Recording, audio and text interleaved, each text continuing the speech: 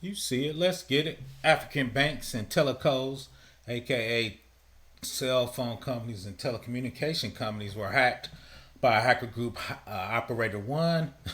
They over there taking advantage of African. Some of their cybersecurity is not really up to the date yet. So let's read the article. Operator One hackers steal over $11 million from banks and telcos. That's telecommunication companies. A threat group that researchers call Operator One has stolen at least 11 million from banks and telecommunications service providers in Africa just using off-the-shelf hacking tools.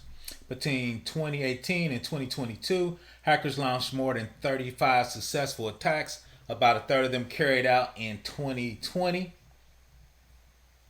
Analysts at Group IB, working for the CERT-CC department at Orange, has been tracking Operator One since 2019. And notice the group changed its techniques, tactics, and procedures, known as TTP, last year. Concerned about losing the threat actors' tracks, the cybersecurity company waited for the group to resurface to publish an updated report. This year, Group IB observed the hackers were active once again. So that's a map of where they're really attacking at. There's the 35 million at the bottom. Those are some: Mali, Nigeria, Cameroon, Uganda, Nigeria, Togo, Ivory Coast, Sierra Leone. So 35 attacks, $11 million, man. Outside the United States too, that's a huge haul, man. So you got banking, financial service, and telecommunications companies getting hacked in Africa. Operator One attack details.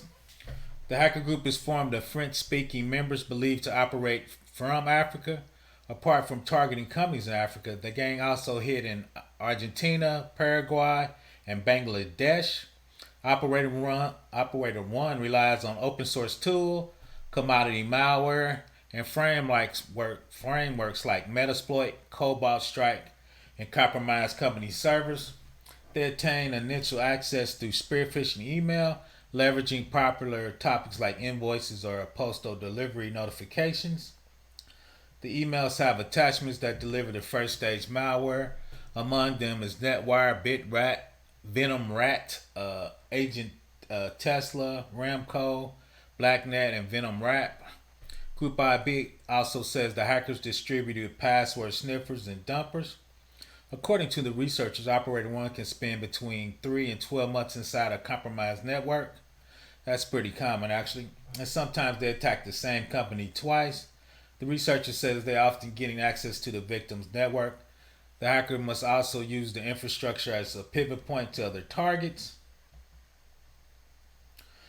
Group IB says the threat actors create a high quality spear phishing email that's written in French.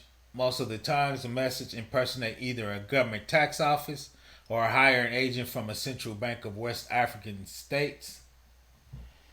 So that's one of the messages, I guess, tricks people. I would read it, but I don't speak French. User stolen credentials. Operator One access emails account. Perform lateral phishing. Studies internal documentation to understand money transfer procedures. Protection mechanisms, and carefully plan a final cash out step. Typically, the hackers target operator accounts that control large amounts of money and use stolen credentials to transfer funds into a channel user account, eventually move them into subscriber accounts under their control. So that shows you the operator users, either a super user, which is an admin user, network, customer care, then a channel user. Then it puts that channel user into a wholesaler, puts it into an M wallet, which is obviously a bank wallet or credit card that they can have access to, retailer merchant. Then the subscriber gets a B2B transfer for that money, right? In the report today, Group One explains that the gang withdraws cash via network ATMs. And then one side is studied by the researchers. The network of more than 400 subscribers' accounts controlled by the mules, operated by the operator, was used to enable cash out of the stolen funds, mostly done overnight via ATMs. Usually the cash out event takes place on a holiday over the weekend to minimize the chances of compromised organizations responding to the situation in time. On Victims Bank, operators target Swift messaging interface software that communicates all the details to the financial transactions, siphons off key information about the anti-fraud system they need to bypass.